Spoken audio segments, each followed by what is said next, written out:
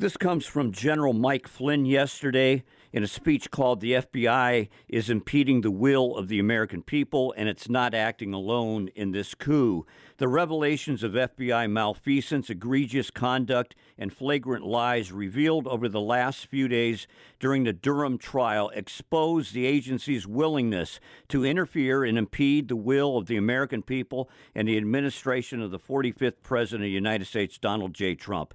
The FBI is not alone in this coup perpetrated against our nation. For years, Americans were force-fed lie after lie by the propaganda press doing the dirty work of the Obama-Biden gang and their half-wit minions at the Department of Justice, FBI, and others that caused havoc across our country and sought to destroy lives and families, mine included, General Flynn says. I will not stand for this, and neither will the hardworking American citizens of this nation. My family and I are owed an apology, and we, the American people, are due accountability for the assault on our Constitution they swore to uphold, yet deserved. You're listening to the Schiffer Report. I'm Paul Schiffer. If you're fed up with fake news reporting and the endless rant of leftist propaganda, then listen up and feast on this.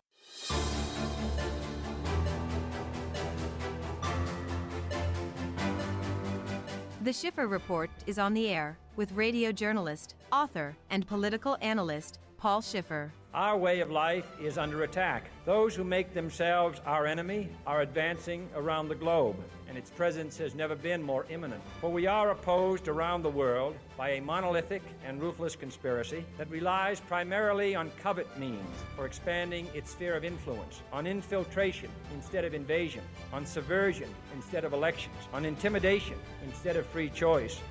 You know what I noticed? Nobody panics when things go according to plan, even if the plan is horrifying. If tomorrow I tell the press that, like, a gangbanger will get shot, or a truckload of soldiers will be blowing up, nobody panics. Because it's all part of the plan. I would say that it's a deliberate plan. When you have elements like Black Lives Matter Global Foundation, you have Patrisse Cullors, Opal Tometi, and Alicia Garza. These are people who stand up and say they're trained Marxists leading a movement. What do they do on the left? They destroy the community bonds. They take out law enforcement. They advance their Marxist agenda. Think about all the false messages we've got from them in the last few years. They told us the protests in the summer of 2020 were peaceful. Got $1 billion worth of damage around our cities that says it wasn't. They told us the dossier was real. They told us it was Republicans who wanted to defund the police. They told us the FBI didn't spy on the Trump campaign. We know that wasn't true. Sure looks like it did. They told us the lab wasn't doing gain-of-function research. Sure looks like it was. They told us the vaccinated can't get it. We know that's wrong. We're at war with the most dangerous enemy that has ever faced mankind in his long climb from the swamp to the stars. And it's been said if we lose that war, and in so doing lose this way of freedom of ours, history will record with the greatest astonishment that those who had the most to lose did the least to prevent its happening. If we lose freedom here, there's no place to escape to. This is the last stand on earth. You want answers? I think I'm entitled. You want answers? I want the truth! You can't handle the truth! Son, we live in a world that has walls, and those walls have to be guarded by men with guns. Who's gonna do it? You? And now Joe Biden and the radical left are trying to impose the same system, socialism plus, in America. Biden is a puppet of Bernie Sanders, AOC, the militant left. Democrats simply do not believe in the inalienable rights of American citizens to life, liberty, and the pursuit of happiness. They believe that your rights come from government, and they therefore have the right to take them away. Sell crazy someplace else. We're all stocked up here. And now, broadcasting live from the studios of WHKW in Independence, Ohio, here's our host, Paul Schiffer. Thanks for listening to the show tonight, the Schiffer Report. My name is Paul Schiffer. The Schiffer Report's heard every Thursday evening from 7 o'clock to 8 p.m. Eastern Time here on WHKW 1220 a.m. Also heard live on the live stream on the internet at thewordcleveland.com. Today we are going to focus on the overly abusive FBI. They are way out of control, folks. You already know this if you're paying attention. We're talking about many pastors and conservative leaders and pro-life leaders have been arrested by the FBI in the middle of the night, just like the Soviet Union just used to do, just like the Nazis, just like the East Germany Stasi police. It's way out of control. It should show you that this country, the Biden administration, we've been taken over by the communists, and we need to rise up now. So the first half of the broadcast tonight, we have Ken Braun. He's a top-level researcher in Washington, D.C., at the amazing Capital Research Center. Go to the website, capitalresearch.org, and you'll see the magnificent things they're talking about. So he's an expert on the FBI and a lot of other things. And then the second half of the hour, we're going to have with us a pastor from Ohio that was one of the victims of an FBI raid a couple weeks ago. Bill Dunfee will be calling us from Warsaw, Ohio. And surprise, surprise, we have none other than Pastor Ernie Sanders, radio pastor Ernie Sanders from What's Right, What's Left, joining us all for the whole show. Well, it's good to be here because I can tell you, I listen to your program every week, and you're spot on. Everything you just said about the FBI is exactly the truth. And well, you've been doing this for 50 years. 50 years. Yeah. And you mentored me. Yeah. As our friend Jim Clue said, whenever you had a problem with me, he'd say, well, you created them. Remember that? Yeah, well, we're still working on clues, too. Okay, good. Hey, let's go to Ken Braun first. Ken, welcome to the Schiffer Report. How you doing? I'm doing just fine, gentlemen. Good to be with you. Hey, Ken. Okay. Hey, let's start off with, I know you've written quite a few articles on the FBI. We'll hit some of that then. But first, let's talk about the dossier and the revelations that came out the past 2 weeks and the Igor Danchenko trial that Durham brought up in Washington, D.C. Tell us a little bit about that. And were you surprised by the revelations of Igor Danchenko, who was a Russian agent, in fact? If you're asking if I was surprised by the revelations that he packed into the what we now know as the Steele dossier, certainly, because it was all fabricated and fantastic and crazy. So you couldn't help but be surprised by it, I guess, unless you were the FBI. Who bought it hook, line, and sinker in a lot of ways. And it's interesting, Paul, when you're set up there, when you called this a coup, I think that's right on point, or at least pretty close to it. I don't agree that the 2020 election was stolen. I think the January 6th incidents were a terrible thing, and the president should have been more presidential in that moment. But the 2016 election arguably was stolen, and it was stolen by the FBI with this horrible assist from the Clinton cronies, deliberate effort to befoul that election, and then even after the election, to mess up the administration for years into it. I mean, today, Joe Biden has a lower approval rating than Donald Trump did at the same point in his presidency going into the 2018 election, but Joe Biden earned it. Trump didn't. Trump was attacked even before, the dossier came out, 10 days before he was inaugurated? Yeah. And it did not stop. It was a concerted effort to steal the election, whether they won or lost. I have a friend, there's a military defense analyst, his name is J.R. Nyquist, and he was on my show way back in 2016, it was 2015, prior to the Trump being elected, right when they were ready to turn over the lies. It was already on the news, the lies about the Trump-Russia collusion. And him and I came to the conclusion on my show, I think it was December, right before Trump swore in, that not only was the Trump-Russia collusion not true, but we knew it was Russian disinformation. That side of it was. And we knew darn well that Hillary was working with the Russians. And now it comes out in this trial of Danchenko that it was Igor Danchenko and another Russian by the name of Nolan, right? Mm-hmm. That were involved. It's a fascinating thing when you go back and look how the Steele dossier was used as a major element. The Inspector General report for the Department of Justice ruled that it was a major element in the 4 bogus FISA warrants that were used to spy on Carter Page. So just think how silly this is in hindsight. I mean, the whole thing is crazy in hindsight, but consider this. Carter Page, the CIA told the FBI, he is a source, a cooperating source for us. We think he's given us good information. we're happy with it. The FBI ignored that, did not put it in any of those FISA warrants. Danchenko, who's the source of the stuff they are putting in the FISA warrants, had been under investigation as a possible Russian agent. So, it's hard to make up a worse scenario. That it's straight. I could buy the fact that the FBI just makes a whole bunch of mistakes and they're a completely incompetent agency. But why are those mistakes all in the same? When they offered Steele $1 million, to come up, see, we call that here a bribe. It's just unbelievable how illegitimate the government's become, and here to have this latest decision for Chico, to have a court, a D.C. court, District of Crime. What would you expect to come out of there? Unbelievable. And well, here's before Danchenko, we had Michael Sussman, the lawyer who was acquitted, and I think the case was actually stronger against Sussman because Danchenko.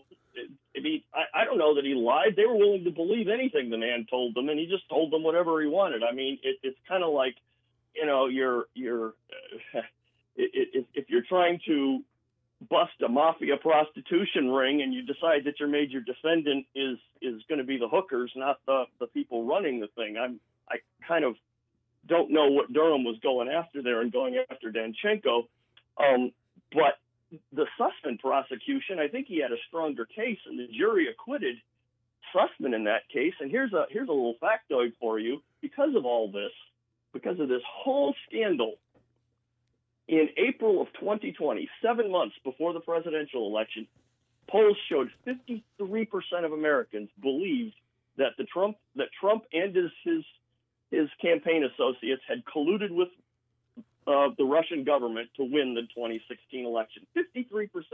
So right there, that's all of Americans. What do you think a D.C. jury pool was thinking?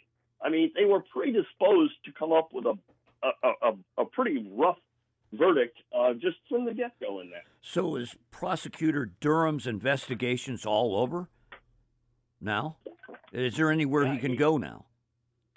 So the media reports, and you never really, grand juries are generally pretty secretive, so you don't know for sure what's going on. And the media reports on this thing have been bad from for 5 years now.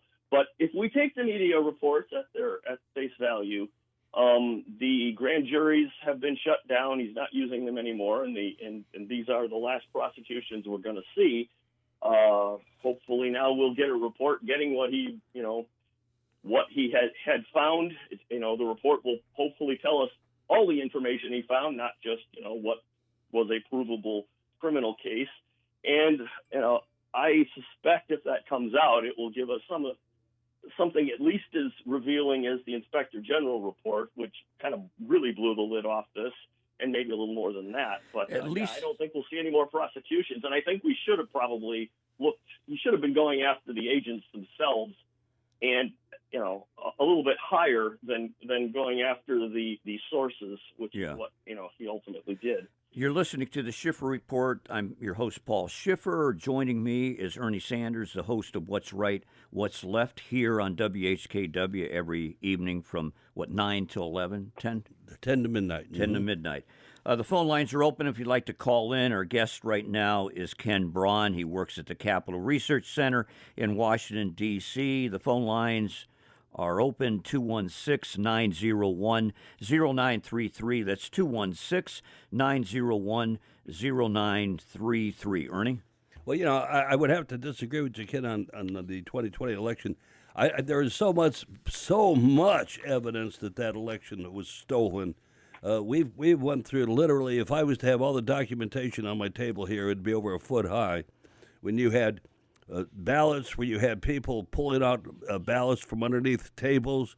There in Detroit, we watched a truck come in, and it had Biden ballots, unloading Biden ballots here that were printed up in Pennsylvania, Wisconsin. There was nothing but, and all of these drop-offs, you watch people going in and dropping off 50, 60 ballots in a drop box. There was nothing but evidence of the election, and I believe that they're going to pull something up. Something's happening. I don't know. Yeah, before the midterms here. There's a number of things. Yeah, look, when it comes to voter fraud and election fraud, the Democrats are to election fraud what Elvis was to rock and roll, what Muhammad Ali was to boxing. What's your assessment, Ken, of what's going to happen a few weeks from now, the midterm elections? Are the Republicans going to sweep? Well, I'll decline to argue with you about the 2020 election. And with this caveat, I don't work for a political organization, and I'm not generally in the political prognostication business, but I have worked in politics prior to this, and happy as a private citizen to give you my observations. The red wave that's been brewing seems to be quickly turning into what might turn into, like, I don't know, a red storm surge or a hurricane. It's I think it's going to be a very good election night. If I had to bet on it right now, I'd probably bet on a takeover of the House and the Senate at the federal level, and some big surprises in a few of the states. I don't know if you're watching too carefully, but Oregon, of all places, might end up with a Republican governor on election night. So let's talk about another aspect of the FBI corruption, all of the raids in the middle of the night going on the past couple months, starting with Trump's place in Mar-a-Lago, and now you've got conservative pastors and pro-life leaders, which I used to be one, and the pastor sitting here is one. So we take this stuff personally. What's going on, and what they're just showing their true colors, that they're like a Stasi organization. Any comment about all the raids on innocent people's homes in the middle of the night? Yeah. So in the beginning, when the first rumors of this Russia collusion thing started coming out, I'm ashamed to say I kept an open mind about it. I thought, wow, the FBI can't be, they'd be complete fools, make fools of themselves if this turns out to be a nothing burger, which it did. So I gave it, I kept reading until I started seeing the nonsense, and then did the research and came to where I am now. I have two friends personally who were wrapped up in that investigation. Two people that were hauled before congressional committees, had to hire lawyers, got raked over the coals in it. It's a terrible thing, and over nothing. And Chris Rock, the comedian, has a great line that he used about police abuses. He said, it's not enough to say 99.9% of the time we do the job right. He said, some jobs, everybody got to be good. Like American Airlines can't say 99% of our pilots like to land and the others just happen to hit mountains. We just got a few bad apples. Well, as it turns, some jobs you can't have bad apples, and the FBI seems to have way too many bad apple days. So when it comes to anybody, I don't believe, unless there's such compelling evidence outside of what the FBI provides, I really don't believe any story I read where the FBI side is all I get regarding some suspect whose home they've raided or business or whatnot. And I would encourage everybody to have that healthy skepticism until we end up with an FBI director who's so extraordinary that he or she publicly purges the entire organization and admits to all of these many errors and says we are going to do better. That would require an FBI director who has never existed. What do you know about the FBI whistleblowers? Dan Bongino has done an excellent job on TV revealing some of them. Tucker Carlson has. How many of them are there? And the information they have is so explosive. Is that going to put a dent in this? There's around 20 of them that we know about that they're talking about. But let me ask both of you this, and that is this: what do you? It appears that what the FBI is doing with going after parents and school boards, going after parents that object to their children being brought into these drag queens, being exposed to drag queens. So they're going after, they're harassing. It seems like they're trying to put fear into the people to the point. Do you think any of this has got to do with making people afraid to go out and vote, making people afraid? Go ahead. Voting specifically, I won't judge that one way or the other. I think make them afraid, period, is definitely is an MO that they've used in other cases, and they're trying to put a chilling effect on the thing. One of the FBI tactics, one of the government's tactics, is to so intimidate a target that the target fesses up to a lesser charge so that the FBI doesn't have to take the crazy case to court. And, it takes a special person to stand up and say, well, no, I'm going to fight this charge and force you to prove it in court. Most people can't afford to hire the lawyers to defend themselves against these things. When the government uses all of its power, the federal government, the biggest government in the history of humanity, uses all of its might and its bottomless resources to come after you, you just want out of the way. And so the intimidation power of that, it should never be underestimated. Let me ask you this, because, in the past, I've been on the radio for 50 years, and some years ago when Clinton was in office, I did 3 radio programs with FBI agents sitting in the studio. Paul, you remember that. Mm-hmm. Mm-hmm. And the reason for that was there were people out there, the opposition, were making false claims that I was threatening President Clinton on the air, which I wasn't. And the FBI agents knew that because they were listening to the programs. Okay, we had tapes back in those days. But those were completely different. Those agents were with us. In fact, they told me that and I was on a 3 to 5 and 6 to 8 at that time. Come 3 o'clock, they said the whole shop turns on this program because they were standing for what we stand for. Now, let me ask you this. Do you think, I'm sitting in front of this window right here where Paul is, any night, does Paul or do I have to be concerned about FBI agents coming in, kicking the doors in, and dragging us off the air while we're live on the air to intimidate listeners? Well, I think I don't know if those agents that you had on the air 20 years ago or so now are still with the Bureau. I want to preface, I want to put a bracket or a caveat around all of what we're saying here, which is that we're discussing the politicization of the FBI has reached an unprecedented level. That does not mean, and made it a dangerous organization as a result of that. That does not mean that every agent in there is part of this problem. They're part of this system.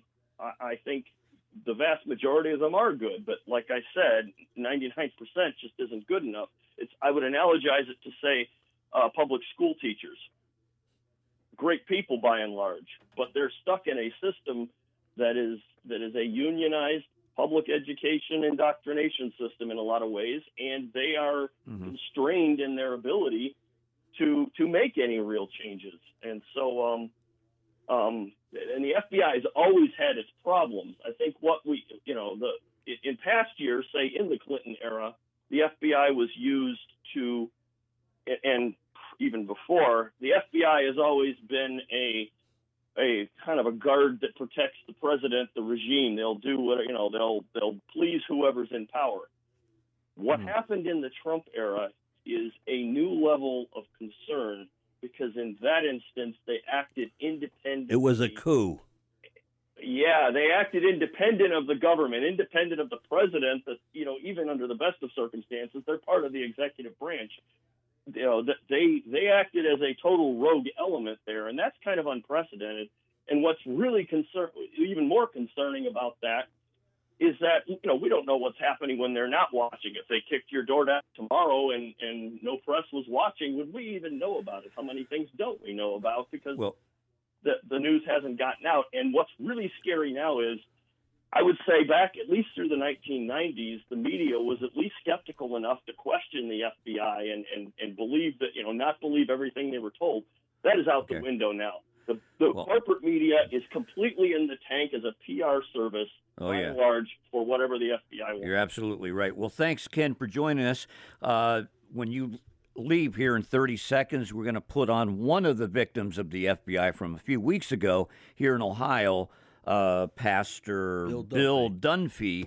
who was arrested that kicked in his door a few weeks ago. So anyway, hey, thanks for joining us, Ken. I promote your Capital Research Center quite frequently. Keep up the good work there. You got an excellent team of researchers where you're at. Thanks for being here. I appreciate that. Yeah, I appreciate that, guys, and I will come on anytime. Just let me know, all right? Okay, all right, take care. great. That's Ken Braun with the Capital Research Center, Washington, D.C. Be sure to visit their website, capitalresearch.org. And now, before we introduce our next guest, we got him waiting on the line. I promised the people, I gave a speech about globalism last night in Parma. Got to say a few things about there. I met some pretty fine people there. Spoke with a lot of them for an hour and a half after the event ended. It was held at Rookies there in Parma on Pearl Road. But I want to make a shout out to some of the folks who attended last night after my speech. My friend Bo, thanks for showing up, Bo. Thanks for supporting the show. Linda Kelly, Marshall Usher, who's a write-in candidate for governor, great guy. I'm going to support him, believe it or not. I don't like DeWine, and I'm not just going to vote nothing, you know. And Jennifer Strockney, who put the event together, she heads up that group, Ohioans for Freedom, I think it is. Thanks for inviting me. I enjoyed being there last night. And a couple other shouts out. Jennifer's assistant, Renee Davis. That's Renee Davis. She puts out an excellent newspaper called The Flame. It's called The Flame. If you'd like a copy of this text this number.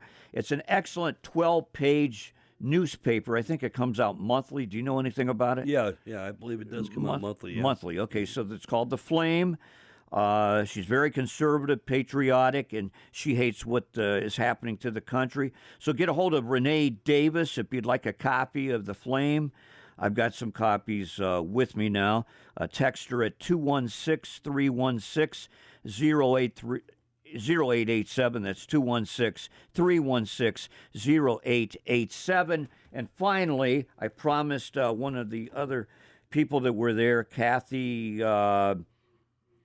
Hodina and her husband. She's put out a nice children's book. It's called We the People. It's written for children, and it's very patriotic. You can get it at Amazon or give her a call. That's Kathy Hodina. Give her a call at 216-403-3370. That's 416-403-3370.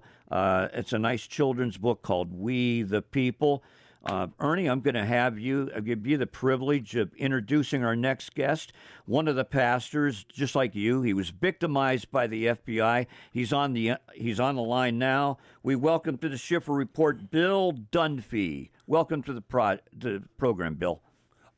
Alrighty, we were back. I remember Bill. I met him some years ago. We spoke out at his church, and Bill is an activist. He's one of our guys. We went to Washington, D.C. together, and he takes a stand. He was a part of our Shake the Nation tour right in the beginning, and well, he also stood up when they tried to open a strip house down close to this church. Bill and his men, his mighty men, went down to close them down. Welcome to this program, Bill. Hey, brother, it's been a long time since I've heard from you. How are you doing? Well, we're still fighting the fight, Bill. This is 50 years on the air, and I'm still about as popular with the opposition as I always been. Yeah, it's been a long time since you and I've been together. Yeah. We actually met Judge Roy Moore with the monument. Exactly, that's right, with Judge Roy Moore. Yeah, way back when. Well, tell us about your story. It was on Gateway Pundit. I have the version on Gateway Pundit. You were arrested by the FBI. They crashed in on you. What were the charges? And go ahead. Well, the charges were numerous. Starts off with 2 felonies. I have a felony of causing civil discord, and then I have a felony of obstruction of official business, and then I have a misdemeanor of attacking a police officer in the Capitol building. I have a misdemeanor of entering restricted grounds and property and not leaving. I believe there's another misdemeanor of violence against a police officer, And then there's another misdemeanor of something in the similar lines of parading and not leaving restricted grounds or building. So those are the charges against me, all added up. You're looking at the first felony's is 5 years, second felony's 20 years. The first three misdemeanors are 5 years, or no, I'm sorry, 1 year each, and then the last two are 6 months, and each of them come with fines.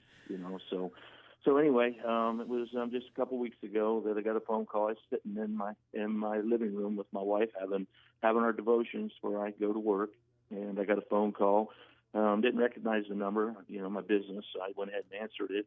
It was the FBI. They said to me that, we're right outside. We're outside in your driveway. We have a warrant for your arrest. We want you to exit your residence with your hands up and walk toward us. And I did. And exited the house, walked toward them. They put me in cuffs and then stated that they had a search warrant.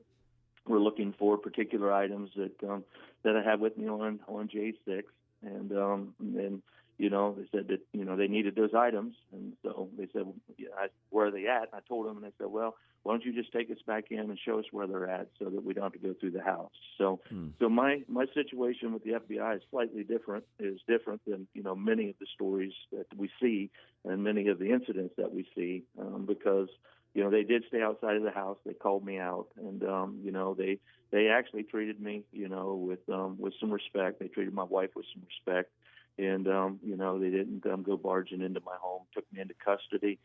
Explained to my wife what was going to happen. That they were going to take me to Columbus, and they were going to process me.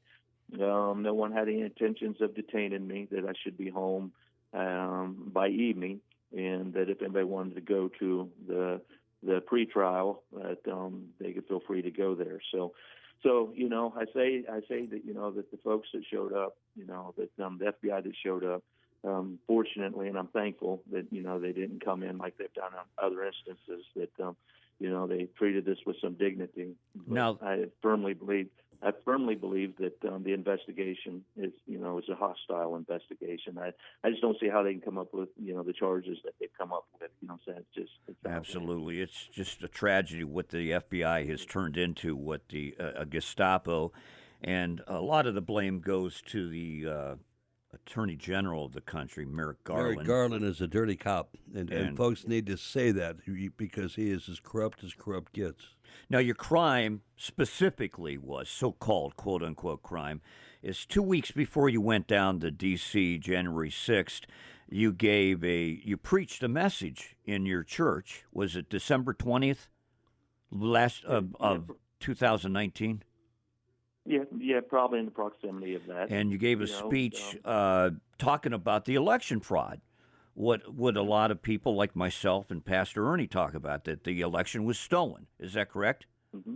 Yeah, sure. And then you went to the Capitol. You had a bullhorn with you and peacefully protested. And then all of a sudden, here it is 2 years later, 2 years after the fact, the FBI is at your house. Yeah, correct. And here's the thing: is that one of the things that they're stating, I guess, is one of the bookends of what took place in my church prior to going and coming back. Is that I stated that we're going to go and we're going to fight. And the unfortunate thing is they don't even understand what the word fight means in the Christian community. Mm-hmm. The weapons of our warfare are not carnal, but the mighty to the pulling down of strongholds, and everything exalts itself against the knowledge of God.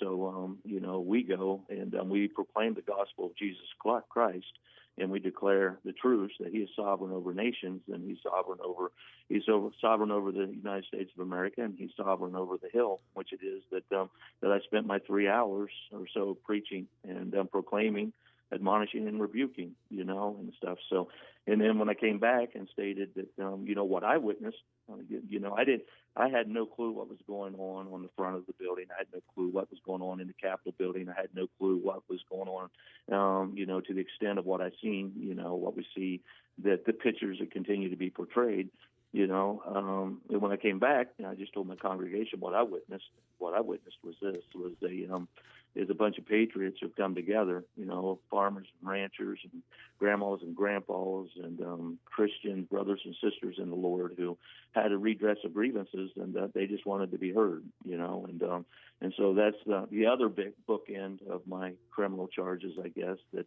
sandwiches it from the beginning to the end, So yeah, that's where we are, and in the process now of trying to put together a legal team to deal with it, and try to get it through the courts and get a fair trial and come out on the other end.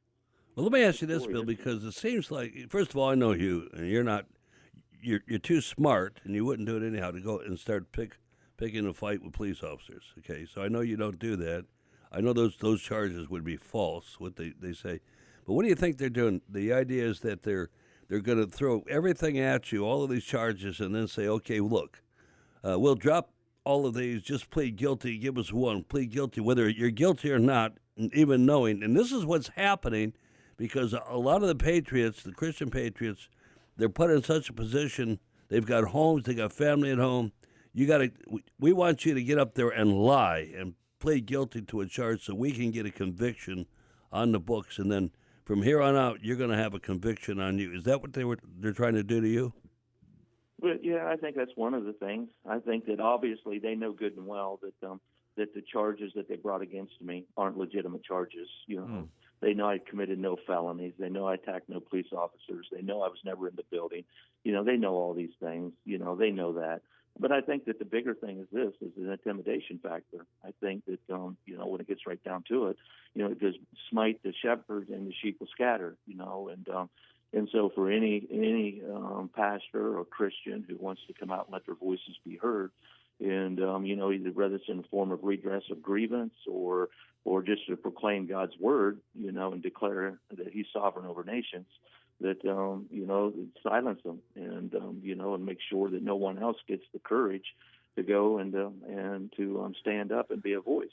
If you just to stand in the gap and to make up the hedge. If you just tuned in, you're listening to the Schiffer Report and with guest host Pastor Ernie Sanders from What's Right, What's Left. We're interviewing right now Bill Dunfee, who was arrested by the FBI a couple weeks ago, and he's discussing with us the specifics of his charges. If you'd like to call, give us a call now, 216-901-0933. That's 216-901-0933. All right, very good. Bill, while I've got you here, we're on coast to coast, and what I'd like to do, if you could tonight, I'd like to have you join me for a while. We have a pledge week, but join me for a while because we spoke about you last night, but to come on our program tonight now, we're on from 10 to midnight, but in Ohio it gets played 4 times the next day also, but from coast to coast, would you want to do that? Well, I'm actually, what I've got, Brother Ernie, is that I'm at church. They're just finishing up, and I got my wife with me. I'm not going to be able to stick around long, and I apologize for that. I'll do it another night with some notice. But yeah. All right, I'll give you a call, and we'll set something up. All righty, go ahead. I would greatly do that. I appreciate that. Okay. Did you have another 5 minutes to give us? Oh yeah. Okay. Maybe another 5. Yeah. What else would you like to say about, let's talk about the FBI and what they've turned into in over 20 cases, I think now, of people being arrested by the FBI. There were conservative, pro-life leaders, and I said on the show last week, there was even the FBI arrested last week an 87-year-old concentration camp survivor for singing hymns outside abortion clinic's door. Could face 11 years in a federal prison. They're way out of control. I'd like to comment on some of their actions. Sure. Well, first of all, I know these individuals personally that have been, arrested and rounded up, for standing in the gap, for the unborn and being for the voiceless, trying to deliver those. And I know Miss Eva, and and she's a remarkable young. She's old, but she's still young in spirit, remarkably. And so any one of these individuals would have just simply notified, would have just simply turned themselves in. done. Okay, you want to talk to me, you want to detain me, you want to do whatever's necessary. Just give me the time and the place and the whereabouts and so on and so forth, and away we go. But again, it's about striking fear in the hearts of the church. It's about striking fear in the hearts of the believers. That the bottom line is that that they don't want them to come out, and they don't want them to be a force to have to be reckoned with. What my prayer is all these things that are occurring with the body of Christ and with the pro-lifers and with pastors and the silencing of the church, that it will just simply wake up the sleeping giant, the church, and that we'll come out of the church house and just begin to be the force of what God called us to be and to do. I have a pastor friend that just simply says that abortion can come to an end in the United States of America when the Church of Jesus Christ says it's going to come to an end. Absolutely. You're absolutely right, Bill. I've been preaching on that for 50 years. If the pastors had done their job, we never would have had Roe v. Wade to begin with, would we? Exactly. We're in the mess that we're in, and it goes back to, I believe it was, one of the revolutionary pastors, said that, if it all goes to pot in a handbasket, the pulpit's to blame, and that's where we're at in America. Is unfortunately that the pulpit has quit preaching, thus saith the word of God. They believe in this concept of 501c3, and they don't want to go out of the church house. They don't want to oppose evil. They don't want to be a voice. They don't want to be salt. They don't want to be light. And then the Great Commission is go ye into all the world and make disciples. And baptize in the name of the Father, the Son, and the Holy Spirit, teaching them to observe whatsoever things that I've commanded you. And that's what our command is. And so when you look at the pro-lifers, that's what they're doing. And that the government does not want, the Department of Justice does not want these things to become contagious. And so they got to beat it down and tamp it down and everything else. And the bottom line is this: is that these individuals that have been out there are just remarkable followers of Jesus Christ, and they refuse to submit to the evil ethics of just standing by and not loving your neighbor the way that Christ has called them to be. And so they're out there just putting it all on the line, trying to save a baby here and save a baby there, and so what we're dealing with now is it's got to be stopped. And it does. We're at with this and stuff. And so here I am, here they are, and there's more to follow. The bottom line is this: is that we, the church, have got to stand together. We got to realize that the Lord's given us a great commission, that He expects us to declare His truths. That He is sovereign over the nations, and He's sovereign over this nation. We just got to continue to declare it. If we don't declare it, then tyranny, we think that we've seen tyranny so far. The tyranny that is about to come, the oppression that's about to come, is going to be beyond anything that we could ever imagine. Yeah, it's going to be like Nazi Germany or Stalin's Russia, Soviet Union. It's really bad. In a book, I'm going to put on soon the author of the new book. It's a great book, saying things that you believed for years, that Ernie's believed for 50 years, and I believed for a long time. But it's a very well-written book, a small book, 120 pages, called Letter to the American Church by Eric Metaxas, and it lays out the same arguments you do, that the church now is silent, too silent, like they were during the Nazi regime. And he refers to Dietrich Bonhoeffer, a lot in the book. He's also the author of the book on Bonhoeffer that came out 12 years ago. So I would recommend this book to Christians and patriots who want to know more about this subject, The Letter to the American Church by Eric Metaxas. Ernie? All right, absolutely. And let me ask you this. I got to know this because I know over the years, I was charged 3 times with RICO charges for saving babies. And of course we got them thrown out of court. We are in a police state. I don't know if people understand this now, but a police state, is when it's socialism with a police state. In other words, when they start taking away your First Amendment rights, when they start telling you can't say this, you can't say that. I heard Joe Biden say that these preachers that are preaching the gospel the old-fashioned way against abortion, against sodomy, they will be charged with hate crimes. This is what he plans on doing. He hasn't been able to do it yet, but he's moving that way. and we're seeing parents that are being told if they want to try to keep their children away from drag queens and pornography in their textbooks, then they're violating the law and they could go to jail. That's a police state. We are now in a police state, but we're different in this sense, Bill, and that is America is armed to the teeth. America is armed to the teeth, and we are used. Not like a lot of other countries, people were not used to. They haven't lived with freedom. They haven't known the freedom we have. We've known a freedom that we're not willing to give up. And like the song that says, "I'd rather die on my feet than live on my knees." So, and let me ask you one quick question before we go. When they told you to come outside, having in mind what happened at Ruby Ridge and what happened at Waco, did you have any fears that you might walk out that door and get a bullet in your chest? No, honestly, I didn't. Being honest with you, the thing of it is that following all the J6 stuff and everything else that's been going on, whenever I got the phone call, I knew there was an investigation going on me. I knew that some of the defendants for the Oath Keepers had summoned the courts that they investigate me and everything else. So it really wasn't a surprise. And so when they called me out, that the Spirit of the Lord just came upon me, and the courage came upon me, and I just exited my house, done what they told me to do, and at that point, when they put me in the cuffs and different things like that, the Spirit of the Lord was just with me, and so I just let it go, and done what they asked, and what needed to be done, and I definitely didn't want to create any type of a scene or anything like that for my wife, which was beside herself. It was a difficult thing for her. It was traumatic. It was traumatic for my adult children.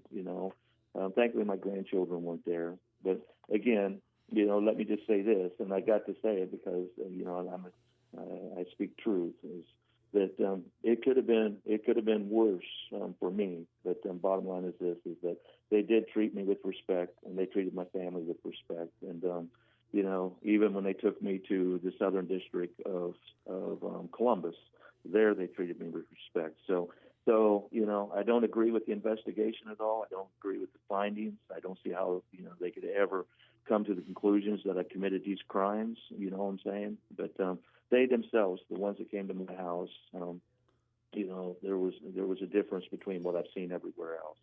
So let me ask you this: fortunate for that. Did you get the feeling that they were doing what they had to do, but not because they wanted to do it? Did you get a feeling that they really didn't want to be there?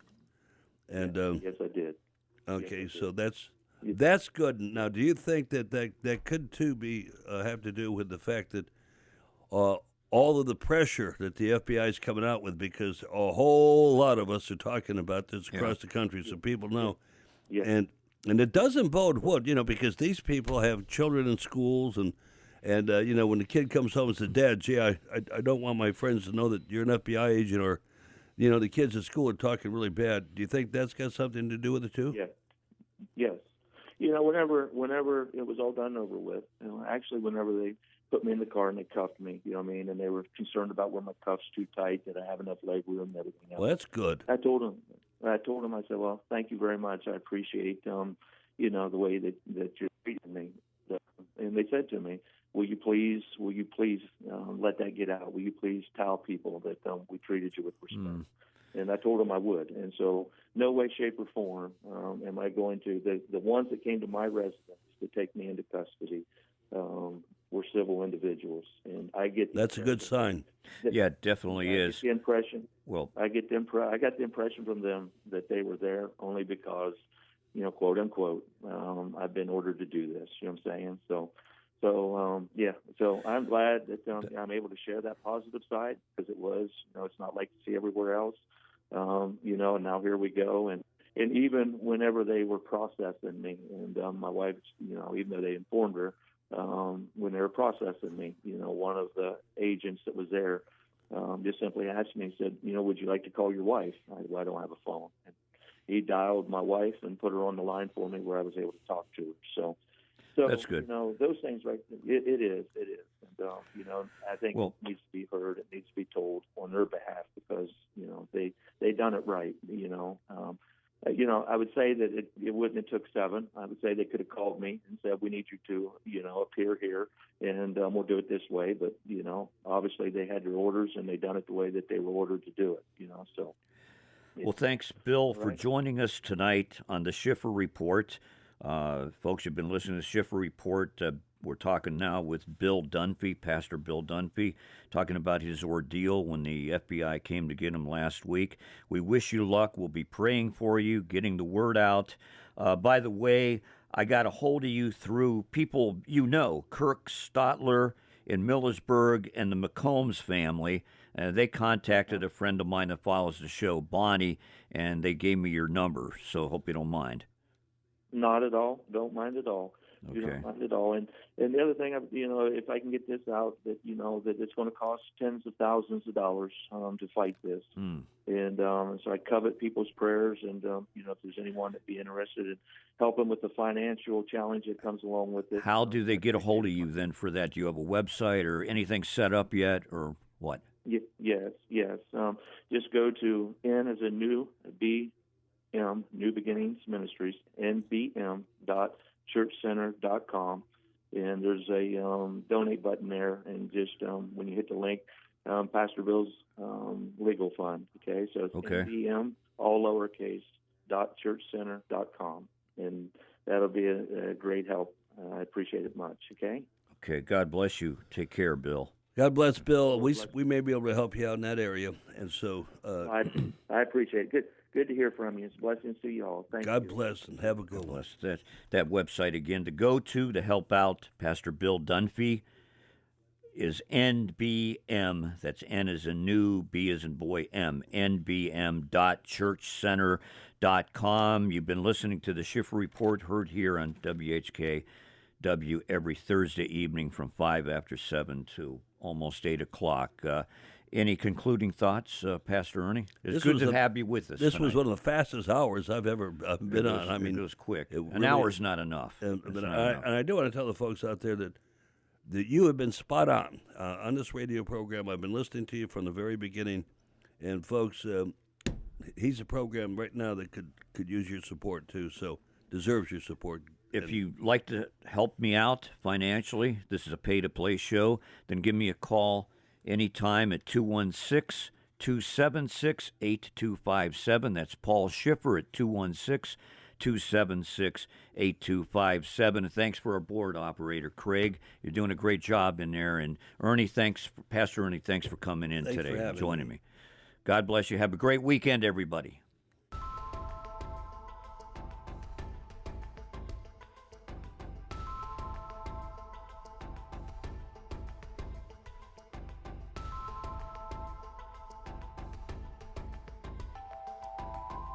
The Schiffer Report with host Paul Schiffer. You'll hear insightful analysis of the news and interviews with the top conservative thinkers from across America. Paul Schiffer brings decades of public policy experience to the microphone, along with an uncompromising commitment to the conservative Christian principles that make this nation great. The preceding program is sponsored by Paul Schiffer.